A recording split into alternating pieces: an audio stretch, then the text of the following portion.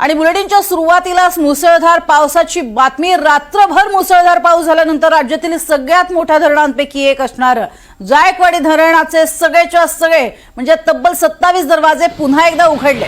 त्यामध्ये 9 आपत्कालीन दरवाजे उघडण्यात आलेत। 1,03,000 क्युसेक पाणी धरणातून सोडण्यात आलंय। त्यामुळे जायकवाडीच्या खालच्या भागामध्ये पुराचा धोकाही वाढलेला पाहायला मिळतोय। अधिक माहिती घेऊयात मोहसिन शेख यांच्याकडनं। मोहसिन, काय सध्याची स्थिती?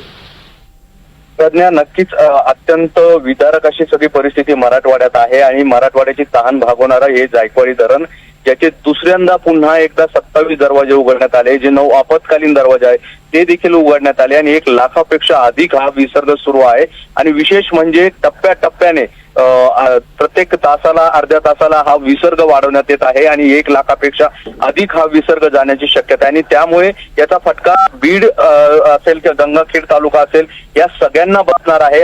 आता त्यामुळे बीड कडे जाणारा जो गोदावरी काठचे गावं आहे या सगळ्यांना सतर्कतेचा इशारा देण्यात आलेला आहे।